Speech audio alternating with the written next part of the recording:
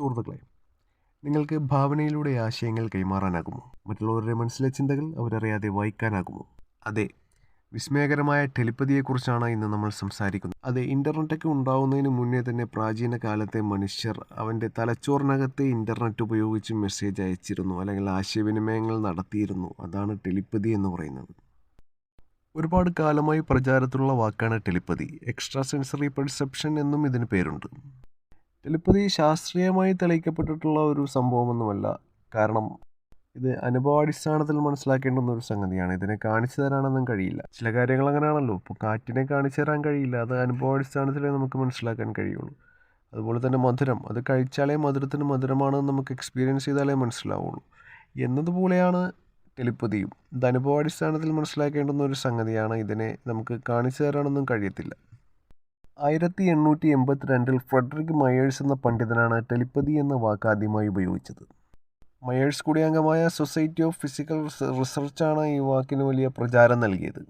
എങ്ങനെയാണ് ടെലിപ്പതി സംഭവിക്കുക എന്ന് ചോദിച്ചു കഴിഞ്ഞാൽ, അത് ഭാവിയിൽ നടക്കാൻ പോകുന്ന ഒരു സംഭവത്തെ മുൻകൂട്ടി അറിയാൻ സാധിക്കുക. അതുപോലെ തന്നെ ആരെങ്കിലും നിങ്ങളെ കാണാനൊക്കെ വരുന്നുണ്ടെങ്കിൽ അത് മുൻകൂട്ടി അറിയിക്കാതെയും യാതൊരു മാധ്യമത്തിൻ്റെയും സഹായമില്ലാതെയും തന്നെ നിങ്ങൾക്കറിയാൻ വേണ്ടിയിട്ട് സാധിക്കുക. അവർ വന്നതിൻ്റെ ഉദ്ദേശം അവർ ഇങ്ങോട്ട് പറയാതെ തന്നെ അവരുടെ മനസ്സിലുള്ളത് കണ്ടുകൊണ്ട് അങ്ങോട്ട് പറയാൻ സാധിക്കുക. ഇതൊക്കെ പ്രാചീന കാലം മുതലേ നമ്മൾ കേട്ടിട്ടുണ്ട്. ഇവിടെ നിലനിന്നിരുന്ന പല മഹാന്മാർക്കും, ഇവിടെ ഉണ്ടായിരുന്ന പല മഹാന്മാർക്കും ഉണ്ടായിരുന്ന ഒരു സിദ്ധിയാണ് ഇതെന്ന് നമ്മൾ പലപ്പോഴും കേട്ടിട്ടുണ്ട്. പക്ഷേ ടെലിപ്പതി ഒരിക്കലും എല്ലാവർക്കും സംഭവിക്കുകയില്ല. ചില ആളുകൾക്ക് മാത്രമേ സംഭവിക്കാറുള്ളൂ. സംഭവിക്കുന്നവർക്കാകട്ടെ അത് എപ്പോഴും കൺസിസ്റ്റൻ്റ് ആയിട്ട് സംഭവിക്കുകയുമില്ല. ജീവിതത്തിൽ എപ്പോഴെങ്കിലുമൊക്കെ, സാധാരണക്കാരെ സംബന്ധിച്ചിടത്തോളം ജീവിതത്തിൽ എപ്പോഴെങ്കിലുമൊക്കെ ആക്സിഡൻ്റലായിട്ട് അനുഭവം ഉണ്ടാവുമെന്ന് മാത്രം. അതിൻ്റെ പ്രാചീന ഭാരതത്തിൽ ജീവിച്ചിരുന്ന പല ഋഷിവര്യന്മാരും സന്യാസിമാരുമൊക്കെ കടുത്ത ധ്യാനത്തിലൂടെയും അതുപോലെ തന്നെ സെൽഫ് ഡിസിപ്ലിൻ അധിഷ്ഠിതമായ അവരുടെ ജീവിത ശൈലിയിലൂടെയുമൊക്കെ ഈ സിദ്ധി ആർജിച്ചിരുന്നു. അവർ ഈ സിദ്ധി കൈകാര്യം ചെയ്തിരുന്നു. അതാണ് ഞാൻ നേരത്തെ പറഞ്ഞ ആഗതൻ്റെ ആഗമനോദ്ദേശമൊക്കെ ആഗതൻ പറയാതെ തന്നെ അങ്ങോട്ട് അവരുടെ മനസ്സിലുള്ളത് വായിക്കുന്നത് പോലെ അങ്ങോട്ട് പറയുക, എന്നിട്ടതിന് പരിഹാരം നിർദ്ദേശിച്ചു കൊടുക്കുക. ഇത്തരം സംഭവങ്ങളൊക്കെ നമ്മളുടെ പ്രാചീന ഭാരതത്തിലെ പല മഹത് വ്യക്തികളും ഇത് ഉപയോഗിച്ചിരുന്നതായി നമുക്ക് കാണാൻ കഴിയും. ഈ ലോകത്തിലുള്ള ഏതൊരു വസ്തുവിനും അതിൻ്റേതായ ഒരു എനർജിയുണ്ട്. അതുപോലെ തന്നെ അതിൻ്റേതായ വൈബ്രേഷനുമുണ്ട്. അതുപോലെ നമ്മുടെ തലച്ചോറിനുമുണ്ട് അതിൻ്റേതായ ഒരു എനർജി പ്രൊഡ്യൂസ് ചെയ്യുന്നുണ്ട്.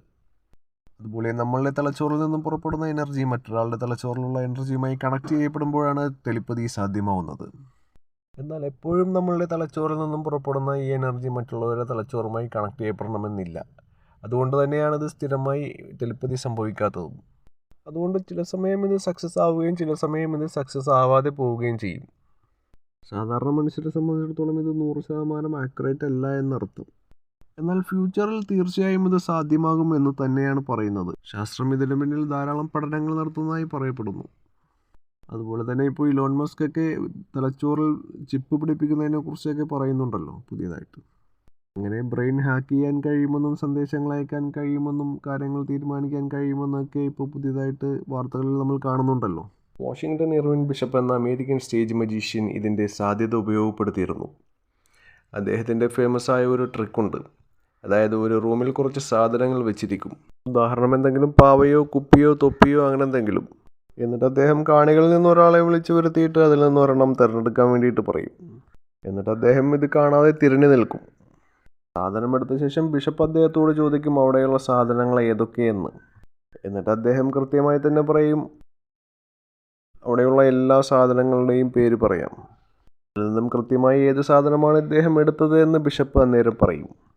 അദ്ദേഹത്തിൻ്റെ കൈ പിടിച്ചുകൊണ്ടാണ് ബിഷപ്പ് കൃത്യമായി അത് പറയുന്നത്. എല്ലാവരും കരുതിയിരുന്നത് ബിഷപ്പ് ടെലിപ്പതിയുടെ സഹായത്തോടെയാണ് ഇത് ചെയ്തിരുന്നത് എന്നാണ്. എന്നാൽ ഇതിൻ്റെ രഹസ്യം അദ്ദേഹം ഒരു ഇൻ്റർവ്യൂവിൽ വെളിപ്പെടുത്തുകയുണ്ടായി. ഒരു മനുഷ്യൻ കള്ളം പറയുമ്പോഴും സത്യം പറയുമ്പോഴും അതിനനുസരിച്ച് ബ്രെയിൻ ശരീരം മുഴുവൻ ഒരു തരംഗം അയക്കും. അങ്ങനെ ഒരാളുടെ കയ്യിൽ പ്രത്യേക സ്ഥലത്ത് പിടിക്കുമ്പോൾ ആ തരംഗം നമുക്ക് അനുഭവപ്പെടുമെന്നും അദ്ദേഹം പറഞ്ഞു. ഞരമ്പുകളിൽ പ്രഷർ വ്യത്യാസം വരുന്നത് കൊണ്ടാണ് നമുക്കിത് തിരിച്ചറിയാൻ സാധിക്കുന്നത് എന്നും അദ്ദേഹം പറഞ്ഞു. ഈ ഒരു കൺസെപ്റ്റ് ടെക്നോളജിയുടെ സാധ്യതയോടുകൂടെ ടെലിപ്പതി സാധ്യമാക്കാൻ കഴിയുമെന്നാണ് പറയുന്നത്. എന്തായാലും ഭൂരിഭാഗം ആളുകൾക്കും എപ്പോഴെങ്കിലുമായിട്ടെങ്കിലും ഇത് അനുഭവിക്കാൻ സാധിച്ചിട്ടുണ്ടാവുമെന്ന് തന്നെയാണ് കരുതുന്നത്.